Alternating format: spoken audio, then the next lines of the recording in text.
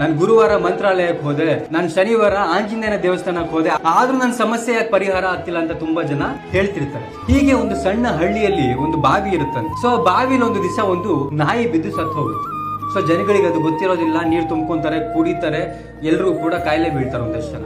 ಆಮೇಲೆ ನೋಡ್ತಾರೆ ಒಳಗಡೆ ಒಂದು ನಾಯಿ ಬಿದ್ದು ಕೊಳೆದು ಹೋಗಿರುತ್ತೆ. ತಕ್ಷಣ ಎಲ್ಲರೂ ಕೂಡ ಓಡ್ ಹೋಗ್ತಾರೆ. ಅವ್ರ ಊರಲ್ಲಿ ಒಂದು ದೇವಸ್ಥಾನ ಇರುತ್ತೆ, ಆ ದೇವಸ್ಥಾನದಲ್ಲಿ ಒಬ್ರು ಗುರುಗಳಿರ್ತಾರೆ. ಗುರುಗಳೇ, ಹೀಗೆ ನಮ್ಮ ಬಾವಿಲಿ ನಾಯಿ ಬಿದ್ದು ಸತ್ತೋಗ್ಬಿಟ್ಟಿದೆ, ಹೀಗೆ ತುಂಬಾ ಜನರು ಆರೋಗ್ಯ ಕೆಡಿಸ್ಕೊಂಡಿದ್ದಾರೆ, ಕೆಟ್ಟು ವಾಸನೆ ಬರ್ತಿದೆ, ಏನಾದ್ರು ಪರಿಹಾರ ಹೇಳಿ ಅಂತ. ಆಗ ಗುರುಗಳು ಹೇಳ್ತಾರಂತೆ, ತಲೆ ಕೆಡಿಸ್ಕೊಬಿಡಿ, ಒಂದ್ 10 ಲೀಟ್ರು ನಿಂಬೆ ರಸವನ್ನ, ಒಂದ್ 10 ಲೀಟ್ರು ನೆಲ್ಲಿಕಾಯಿ ರಸವನ್ನ ಎಲ್ಲವನ್ನು ಕೂಡ ಮಿಶ್ರಣ ಮಾಡಿ ಆ ಬಾವಿಗೆ ಹಾಕಿ ಆಟೋಮೆಟಿಕಲಿ ಅದು ಶುದ್ಧ ಆಗುತ್ತೆ ಅಂತ. ಬಿಕಾಸ್ ಹಿಂದಿನ ಕಾಲದಲ್ಲಿ ಇದೇ ಪದ್ಧತಿ ಇತ್ತು. ಸರಿ ಅಂತ ಅವರೆಲ್ಲರೂ ಅವೆಲ್ಲ ಮಿಶ್ರಣವನ್ನ ಮಾಡಿ ಅಷ್ಟು ಅವ್ರು ಹೇಳಿದಷ್ಟೇ ಲೀಟರ್ನ ಬಾವಿಗೆ ಹಾಕ್ತಾರೆ. ಸೊ ಇನ್ನೊಂದು 10 ದಿನಗಳು ಬಿಟ್ಟು ಮತ್ತೆ ಓಡ್ಬರ್ತಾರೆ, ಗುರುಗಳೇ ಇವಾಗ ಇನ್ನೂ ವಾಸನೆ ಜಾಸ್ತಿ ಆಗ್ಬಿಟ್ಟಿದೆ.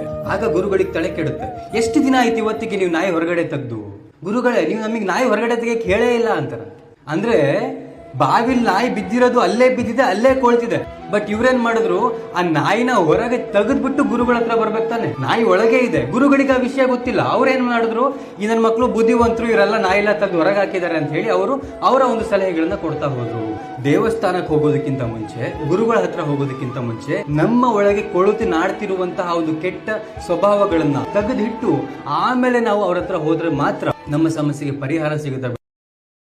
Download ShareChat.